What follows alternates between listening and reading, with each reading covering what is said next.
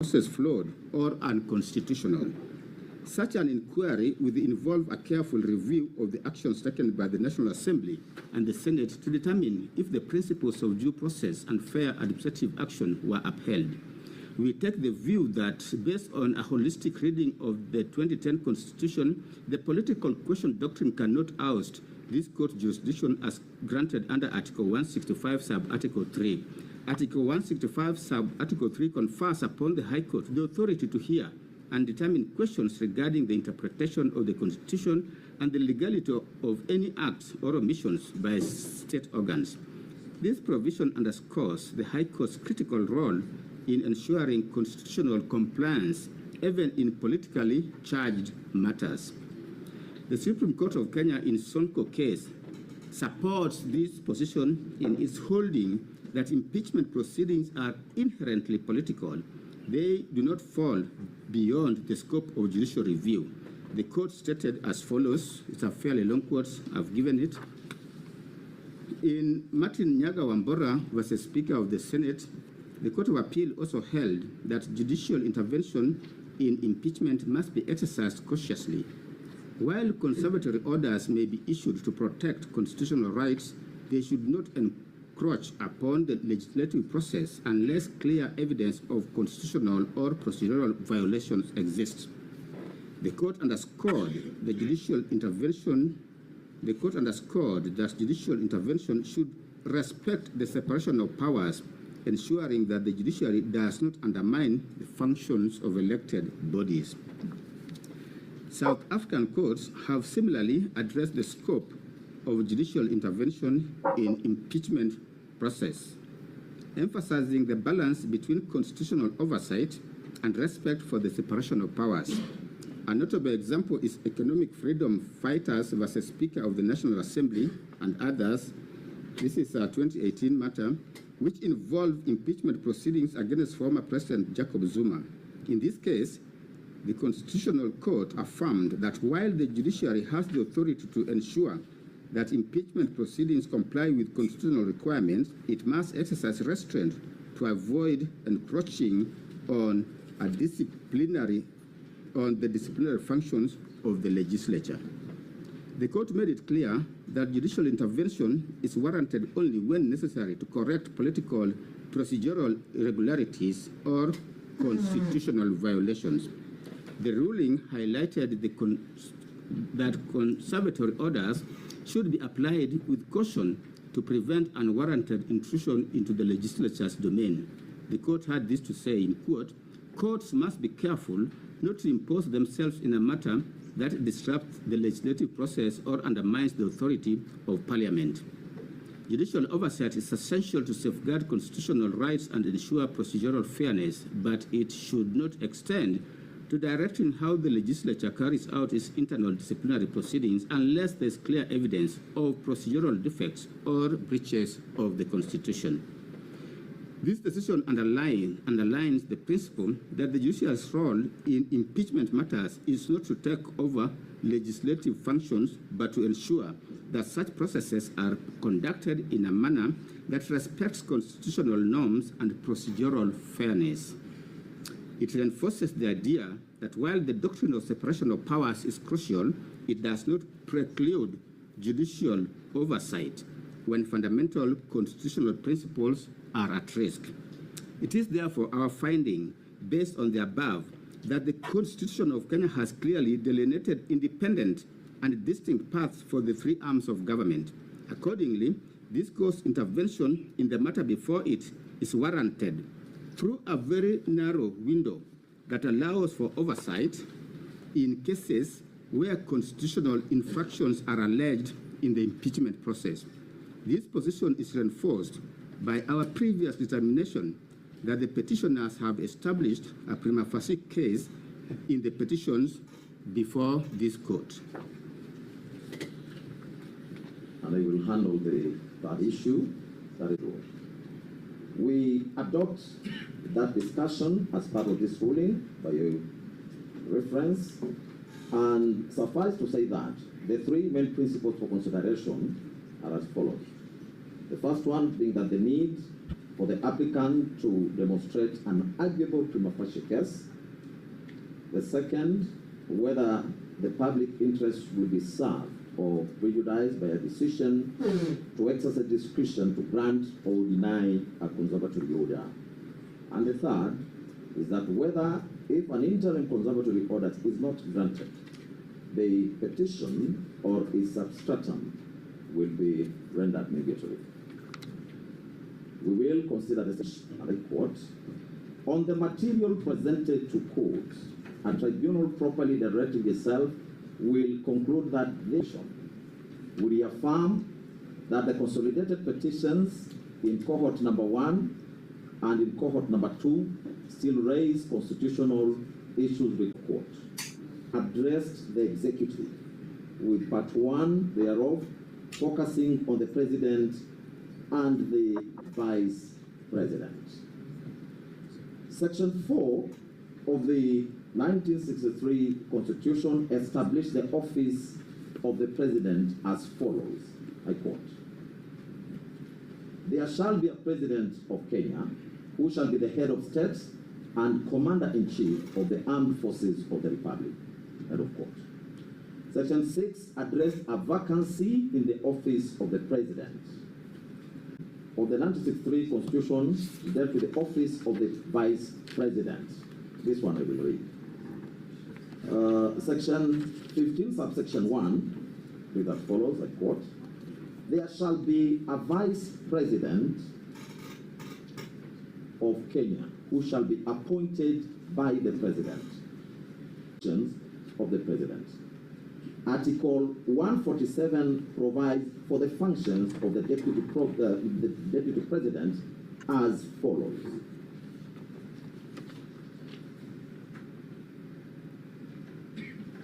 The deputy president shall be the principal assistant of the president and shall deputize for the president in the execution of the president's functions.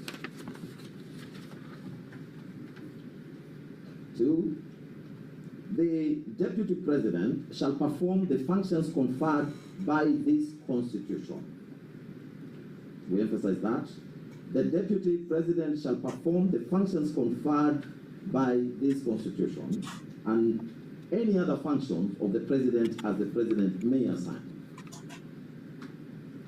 Subject to Article 134, which deals with temporary incumbency, when the president is absent or is temporarily incapacitated, and during any other period that the president decides, the deputy president shall act as the president. And Sub-Article 4 says that the deputy president shall not hold any other state or public office.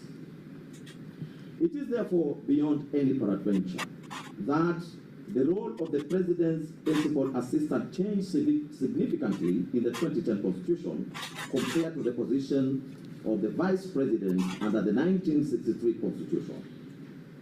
Some of the notable changes include: 1, whereas the vice president was solely the principal assistant of the president, the deputy president is both the principal assistant of the president and also deputizes the president in execution of the president's functions. 2, the deputy president performs specific functions conferred by the Constitution. 3, the deputy president may perform any other functions of the president as the president may assign. 4, unlike the vice president who was appointed by the president from among cabinet ministers who are elected members of the National Assembly, the deputy president under the 2010 Constitution is elected together with the president and holds no other public office. The above changes were not without reason. In the book, The Constitution of Kenya, commentary by Louis and Piero Lumumba, this is the second edition, Strathmore University Press, there 2019 at page 453. The two eminent authors had this to say, and I quote, "With the other arms of government considerably weakened, the executive personified in the president exercised unchecked powers Indeed, during the constitutional review process, the CKRC noted that the powers granted by the Constitution and the ordinary laws to the elected president seemed to share characteristics with those of the colonial governor. It then resolved during the constitutional making process to divest some powers from the president with the aim of avoiding an imperial president. End of quote. The above cannot be far from the truth. In the pre-2010 constitutional era, the president held immense powers, including the ability to appoint and dismiss the vice president at will, and the discretion to assign or to withhold duties for the vice president. Consequently, the vice president served entirely at the president's mercy. That was the framework that the 2010 Constitution sought to transform. Under the 2010 Constitution, the office of the Deputy President has been fundamentally redefined. It is now safeguarded from arbitrary and capricious actions by the President. Article 172 grants the Deputy President specific constitutional functions, in addition to any duties the President may assign. This provision was intended to address the previous situation in which a President could, for any reason, choose not to assign any duties to the Deputy President, effectively sidelining them. Thanks to the 2010 Constitution, even if the President does not assign any additional duties, the Deputy President still has specific constitutionally mandated functions to perform. In this way, the Deputy President is no longer at the mercy and the discretion of the President. Under the current constitutional framework, when the office of the Deputy President becomes vacant, two outcomes flow. First, any functions that were assigned to the Deputy President by the President automatically revert to the President. Second, the functions expressly conferred upon the Deputy President by the Constitution do not revert to the President and cannot be performed by anyone else. This is a departure from the 1963 Constitution, under which the President could appoint a minister to act as Vice President in the Vice President's absence. The 2010 Constitution includes no such provision. Therefore, if the office of the Deputy President is vacant, the specific constitutional functions assigned to that office remain unfulfilled. For clarity, not even the Speaker of the National Assembly may discharge the functions vested in the Deputy President under Articles 147, Sub-Article 2 of the Constitution. In light of the above, we are convinced and hereby find that the current constitutional framework does not envision any scenario in which the office of the Deputy President would remain vacant, except during the brief period required to fill such a vacancy. Another equally important provision that adds credence to the above position, that the office of the Deputy President cannot be left vacant, is Article 146(3) of the 2010 Constitution. However, before we interrogate the said provision, suffice to note that Article 150, Sub-Article 2 of the Constitution, which is on the removal of the Deputy President, has it that the provisions of Articles 144 and 145 relating to the removal of the President shall apply with the necessary modification to the removal of the Deputy President. Returning back to Article 146, which article deals with the vacancy in the office of the President, Sub-Articles 1, 2, and 3 of that article provide as follows. This one I'll read. Sub-Article 1, the office of President,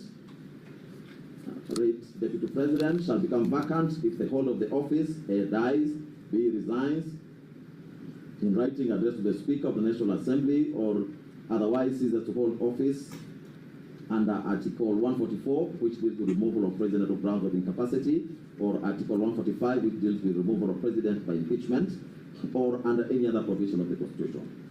Sub-Article 2, when a vacancy occurs in the office of President or Deputy, 1, the Deputy President shall assume office of the President for the remainder of the term.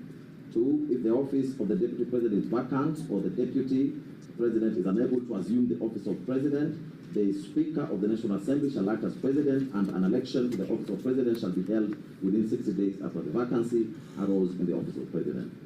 Sub-article 3, a person who assumes the office of President under Clause 2A or following an election required by Clause 2B shall, unless otherwise removed from office under this Constitution, hold office until a newly elected President is sworn in following the next regularly scheduled election under Article 136, Sub-article 2A.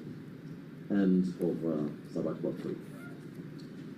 Therefore, to us, a holistic reading of Article 146 alongside Article 152 of the 2010 Constitution, and in relation to the filling of a vacancy in the office of the Deputy President in this matter, yields the meaning that the person who assumed the office after the impeachment of the Deputy President shall, unless otherwise lawfully removed from his office, hold that office until further orders of this court or until the current term of the President ends, whichever comes first. The foregoing demonstrates that the structure of the Constitution, which reflects the popular will of Kenyan citizens, envisions a scenario in which the office of the Deputy President will always be filled except during the brief period of required to fill the vacancy as already stated above. Based on the foregoing, we now turn to the nature of the conservatory orders in this matter. It is what the purpose of conservatory orders is to preserve the status quo pending further orders of this court. The Supreme Court in Gatirao Peter Munya and Dixon Mwanda Yubinji and two others say as much. In this case, maintaining the status quo would mean, one, that the first petitioner remains impeached under Article 145, sub-article 7, which affirms the finality of the impeachment process with the following provision, I quote, if at least 2/3 of all members of Senate vote to uphold an impeachment charge, the Deputy President shall cease to hold office, end of quote. Two, additionally, the prevailing status quo will mean that the Deputy President nominee, Professor Abraham Kithure Kindiki, does not assume office. With such an approach, while such an approach may seem fair, reasonable, and balanced, and one which this court would ordinarily be inclined to adopt, the unique nature of the Deputy President role under the 2010 Constitution suggests a different course. Allowing these orders to stand will leave the office of the Deputy President vacant. The problem, however, is that no other person is authorized to carry out the constitutional functions specifically assigned to the Deputy President under Article 147, sub-article 2, once those assigned by the President revert to the President in the absence of an office holder. The result would be a de facto suspension of Article 147(2) of the Constitution, an outcome that no court should knowingly permit. For clarity, this court firmly holds that no court should issue orders that have the effect of suspending the operation of any provision of the Constitution, such an outcome is clearly not envisioned by the document itself. The Constitution was not handed to Kenyans on a silver platter. No, it was achieved through great struggle and sacrifice. Therefore, it is the duty of the court to uphold its provisions as intended by the framers and as demanded by the people of Kenya. Furthermore, Article 259 of the Constitution mandates that the document must be interpreted as always speaking. This means the Constitution is a living document designed to address contemporary challenges and to be applied consistently and continuously without interruption. Suspending any provision of the Constitution, even temporarily, would undermine this principle by creating gaps in its operation and disrupting the intended balance of governance. The Constitution is structured to ensure that all its provisions are effective and operative at all times. If any provision, such as Article 147, sub-article 2, is rendered dormant by a judicial order. It risks setting a precedent where parts of the Constitution could be selectively switched off, effectively weakening the Constitution's authority and the protection it affords. Additionally, we are mindful that courts are guided by the principle of constitutional supremacy, which requires that all judicial decisions align with the Constitution's objective and upholds its integrity. Issuing an order that suspends a constitutional provision would directly contravene this principle, effectively placing judicial discretion above the supreme law of the land. This would be inconsistent with the spirit of judicial restraint and the court's role as a protector and not a modifier of the Constitution.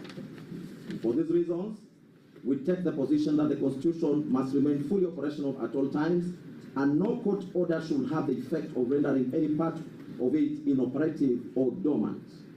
The court's responsibility is to interpret and apply the Constitution as a cohesive functional document that serves the people's enduring will and protects the structure of governance as established. Drawing from the above, we hereby find and hold that public interest in this matter favors giving way to the Constitution, which in any event is the will of the people. That is also the dictate under Article 3 of the Constitution, where every person has an obligation to respect, uphold, and defend the Constitution. We choose to abide by that calling. As such, public interest demands that the office of the Deputy President should not remain vacant. Whether the consolidated petitions will be rendered nugatory in the absence of any orders. As we stated in ruling number 1, because the consolidated petitions challenge the entire impeachment process, the fundamental issues at stake remain live, even though the parliamentary proceedings have been completed. Furthermore, as previously noted, should any of these petitions succeed, this court will have no shortage of effective remedies to address the situation. The next issue is whether the applicants will be prejudiced if the orders are not granted. Regarding whether the applicants will suffer any harm if the conservatory orders are not granted, we find that no individual can suffer loss or damage when the Constitution is permitted to operate as intended. Allowing the constitutional process to unfold does not in itself result in detriment, as it upholds the rule of law and respects the framework agreed upon the people. The applicants also urge the court to grant the conservatory orders, expressing concern that the respondents have a history of disobeying court orders, and that once the office of the Deputy President is filled, it will be impossible to remove the appointee, even if the petitions were successful. However, this court takes the view that it cannot operate under the assumption that its orders will be disregarded. This country has legal mechanisms to address any acts of disobedience of court orders. Moreover, the Honorable Attorney General, through Senior Learned Counsel Professor Ketu Mugai, has given an undertaking to comply fully with any orders which will be issued by this court in this matter. As such, we find that the applicants do not stand to suffer any prejudice in the event the conservatory orders are not granted. This position, as we conclude, to an expeditious examination of the petitions. Therefore, we will further provide directions within forthwith be uploaded in the court. The common law is called the Perifold injunction. The mother paper injunction operates on quite a simple premise. The premise of human affordability. In the case of Perifold, where that injunction originates, Justice Maker, after dismissing an application for injunction like you have now, found still that there could be the slightest chance that he was wrong. Yet, there could be the slightest chance that you are wrong. Last week, this court gave the Deputy President leave to appeal. We thank the court for that generosity. The Deputy President has appealed. He also has pending before the Court of Appeal an application for stay of these proceedings and that application comes up on the 6th of November 2024. My Lord, operating on the premise of human fallibility, the foundation of the Erin-Ford or Madden-Pepper injunction, we request you to recognize that you could be wrong. And if you're wrong, then the pending proceedings before the Court of Appeal will be rendered cumulative. To avoid that possibility, the possibility that the Deputy President's right to appeal, which you recognized and affirmed and upheld by giving him leave to appeal, even where he needed none, we ask you to issue a Madden-Pepper injunction. We do not seek an indefinite injunction. We seek an injunction until 6th of November 2024, when we are next before the Court of Appeal. Thank you, Lord. We also have a moment by the chair. The black will look here. My lords, I want to associate myself with the submissions made by my learned friend, and also state that I have listened keenly to the ruling that has been delivered by this honorable court. While we largely disagree with it and we have a right of appeal, Your Lordship, it is imperative for us to know or to assess how that office of the Deputy President will be filled. This court has affirmed its commitment to observe the rule of law and protect the Constitution as decreed under Article 3 of the Constitution. It follows, therefore, Your Lordship, my ladies, that the filling of that vacancy must flow or must follow the Constitution. And as such, Your Lordship, and as much as I have not heard the court address that very pertinent issue, it is my submission, Your Lordship, that I rise under Rule 23.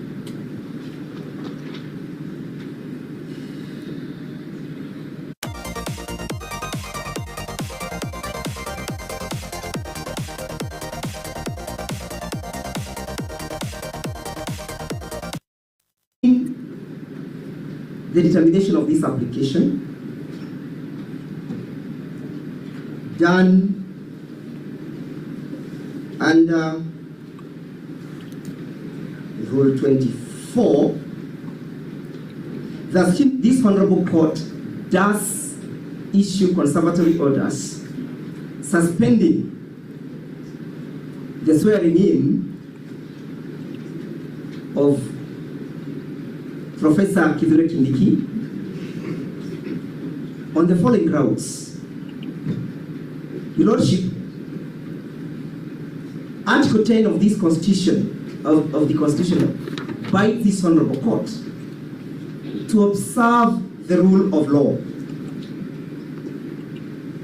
It further calls upon this Honorable Court to commit itself to ensure that there is good governance,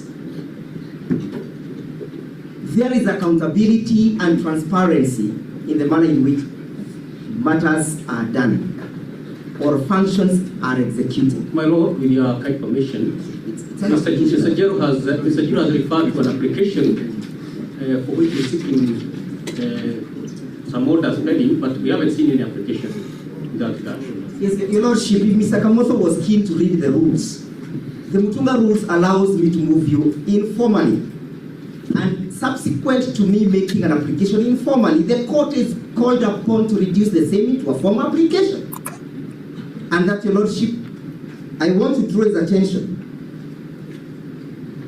to Rule 24, Sub-Rule 1. An application under Rule 23 may be made by way of notice of motion or by an informal document. Your Lordship, permit me to proceed with the grounds of my application. It is clear, Lordship, that the court... Sorry, if I may. I respect my learned friends. My Lord, I respect...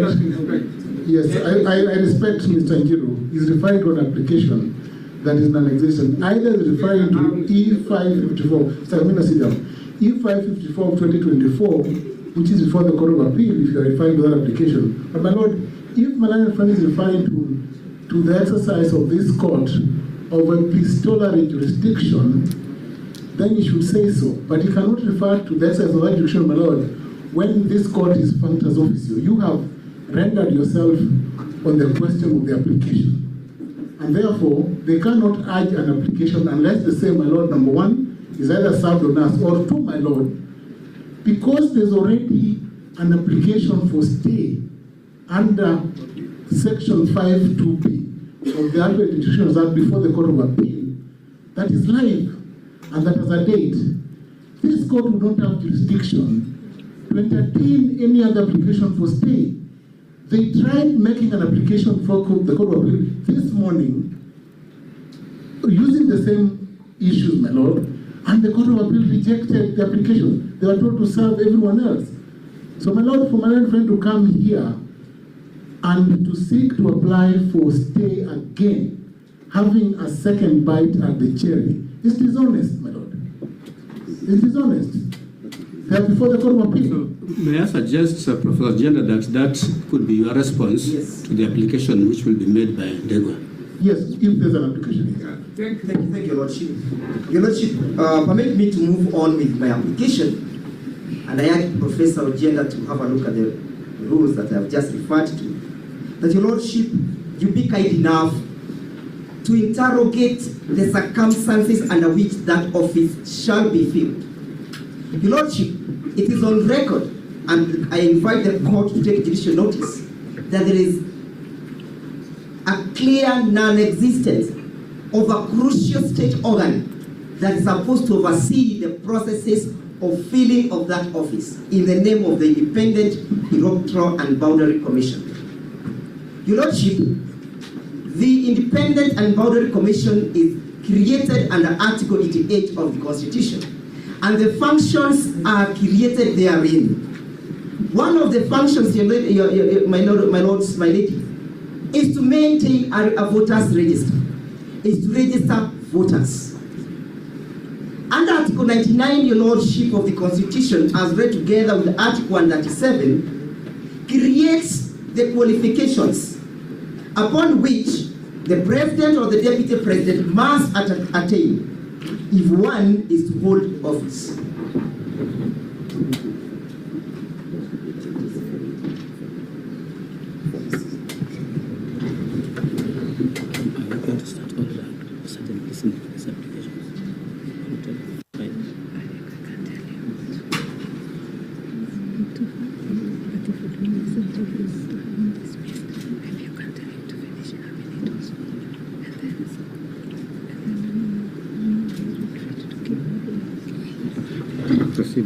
My ladies, my lord, it is clear that the functions created under Article 99 of the Constitution can only be executed and or implemented by the Independent Electoral and Boundary Commission. It goes without saying, my ladies, my lords, that a deputy president designated or nominated must attain those qualifications. That is to mean, my ladies, my lord, that there must be an organ that will give a clean bill of health to say or to suggest that Professor Kithure Kindiki attains these qualifications. My lords, my ladies, I refer to the memorandum that was sent to the Speaker of the National Assembly by the President of the Republic of Kenya, dated the 18th of October 2024. In that memorandum, Your Lordship, the President drew the attention of the Speaker to the clearance of the designated candidate by the IBC. And this is what the President had to say. Your Lordship, the President indicated that he has had confirmation that Professor Kithure Kindiki meets under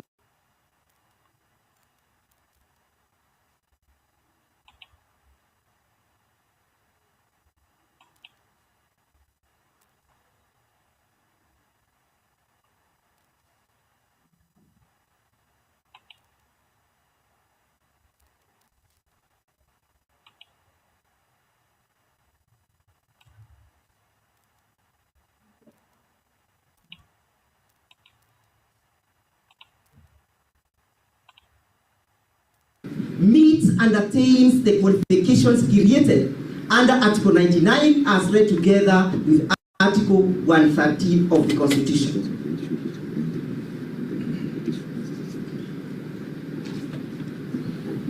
Ladies and lords, when the President of the Republic referred to the IEBC, and I call upon the court to take judicial notice of that document, it was a presumption that that confirmation was done by the Electoral and Boundary Commission as created by the Constitution. But ladies and lords, it's my humble appeal that this honorable court does fight in my favor to issue the conservatory order on the basis that there is no clearance that has been issued by the IBC. We all know, my ladies, my lords. My lord, may I kindly seek your guidance? When Mr. Giro started off, we thought it would be a simple and straightforward application.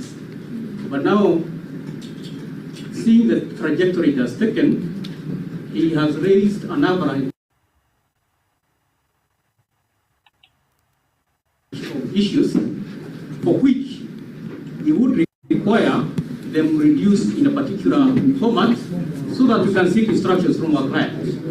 So we're seeking that we get a formal thing that will enable us to seek instructions. Remind me your name. Dr. Kamodo, for the 10th respondent. Your Lordship, I am making an application on the basis of the law. Your Lordship,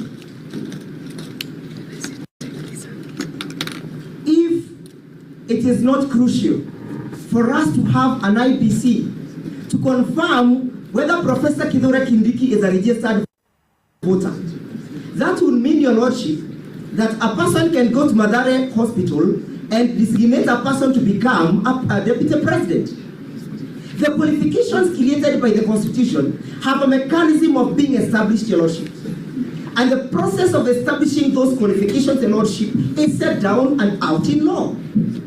Your Lordship. Mr. Njiro, my understanding, when, Yes, when you first asked for this conservative under Madu paper, yes, sir. it was... That is his application. Yeah. I am on a different application. I moved under because my understanding is that if you want the court to give conservatory orders immediately after rendering a ruling or a judgment, that application can be verbal but also very short because the court is already aware, has already expressed itself. That's correct. So that kind of application cannot be the beginning of another big application. I am well guided. So I think for the purposes of the discretion of the bench, for the purposes of the discretion of the bench, yes, I think Mr. Ochieng's application is what we should be considered. Your application evidently requires to be formal.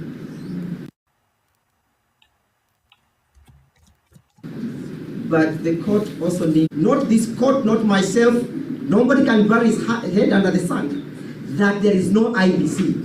If Kithure Kindiki is to be sworn in tomorrow, what will be the import of swearing in a person who has not been verified and approved by the organ that is supposed to do so? Finally, Your Lordship, can this court fold its hands and watch and midwife and babysit a violation of the Constitution? What is the role of the court when it comes to the issue of Article 3 of the Constitution and the question of the sovereignty of the people? Your Lordship, I beg that you hear us. I beg that you grant the conservatory order staying the swearing in of Professor Kithure Kindiki on the basis that he has not qualified to hold that office.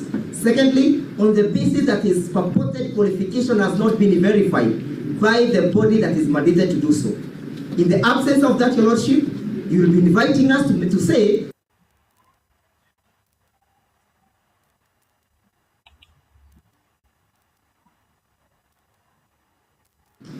let me respond to that Professor Agenda and every other council who is seated, please sit down. We have two applications, and this is not going to be a start of another court process. It's not going to be a start of another court process. The applications which have been made are discretional. So I'll only allow one response, only one response, and then we'll render a ruling. Only one response. Yep, my lord, if I may. Justice Eric Ogola. Justice Anthony Urema.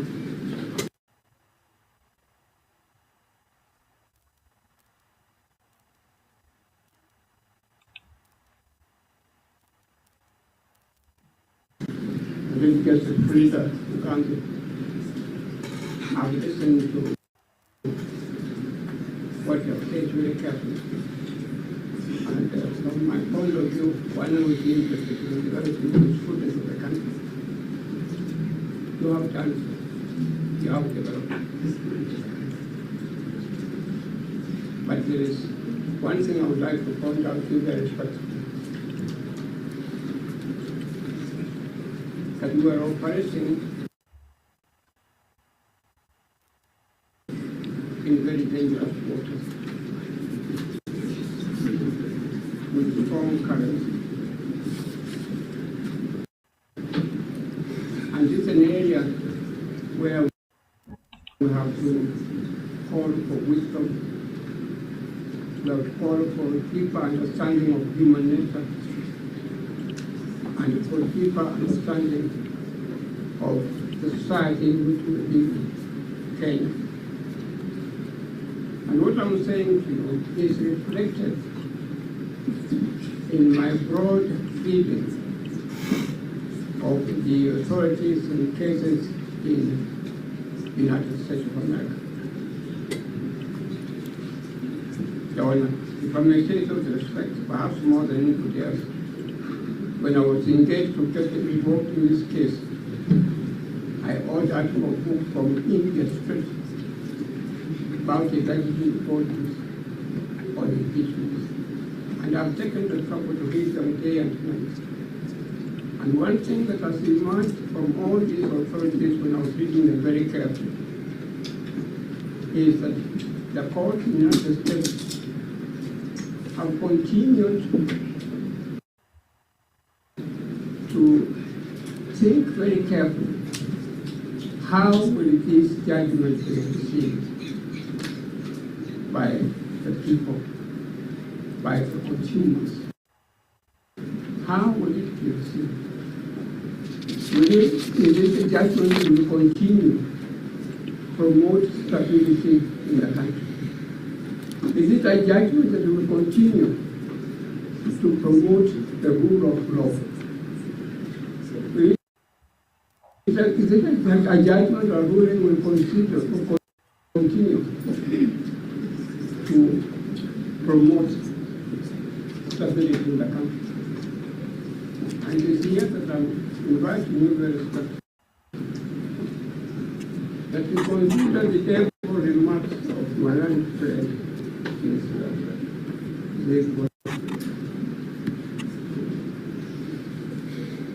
that we should not, and Grand Prime Minister is here, we should not ignore what they are saying back here.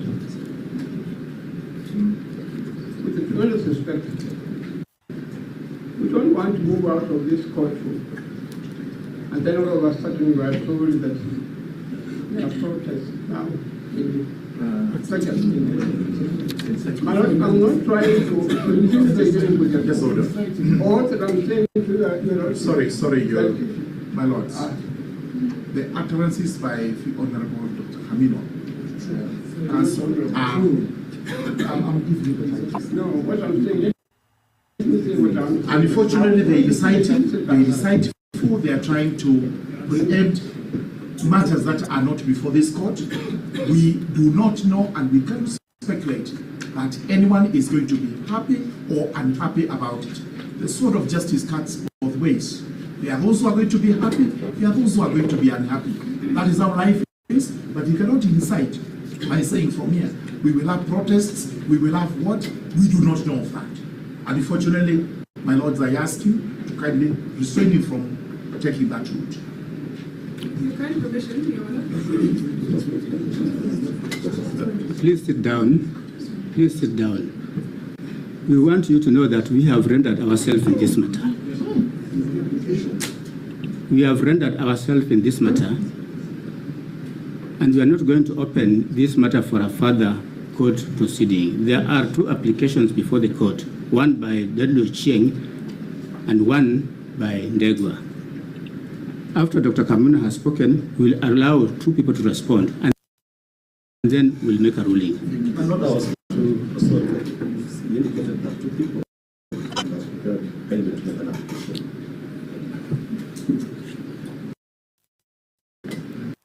Continue, Dr. Kamuna. I'm actually so worried. When you read the books, I have referred to the authorities in America. The judges have later find them along these lines. Yes, this is a people, so and so, but we shall not go ahead.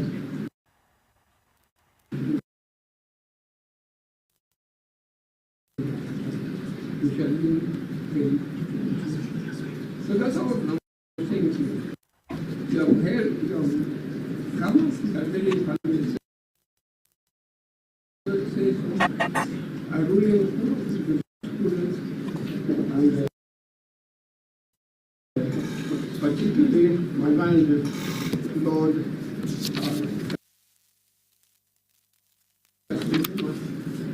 has come up to something that I had no thought of very much. But all I'm saying to you that you are deep, but you still have the to say that look, we are not, these are our findings, but still we are going ahead with you for the order for so many days or so many weeks. So, you still have that discussion for the sake of the country.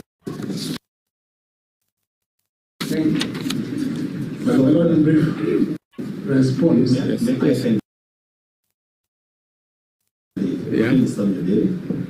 appear for the 9th petitioner in the second cohort.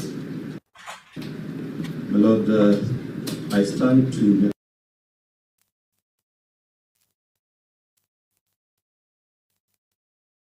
an application for stay of the orders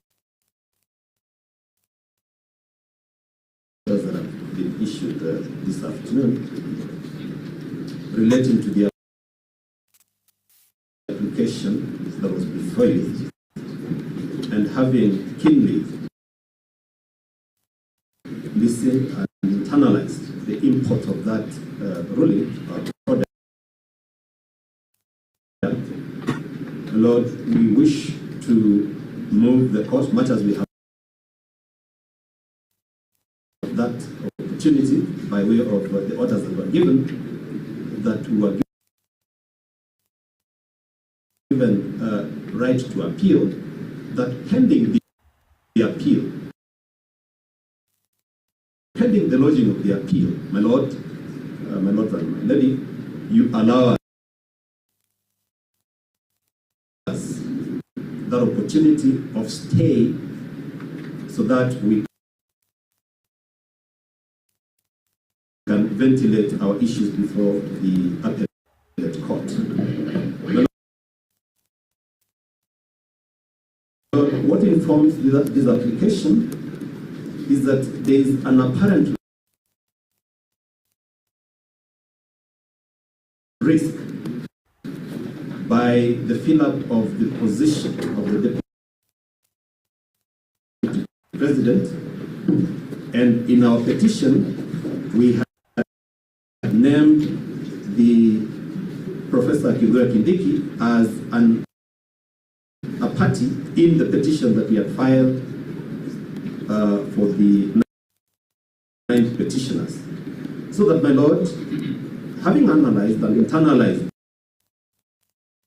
that, we feel that the petition, in the fullness of time, when the court is going to process it, we will be dealing with an issue that perhaps will compromise the right of the ninth petitioner who has moved the court.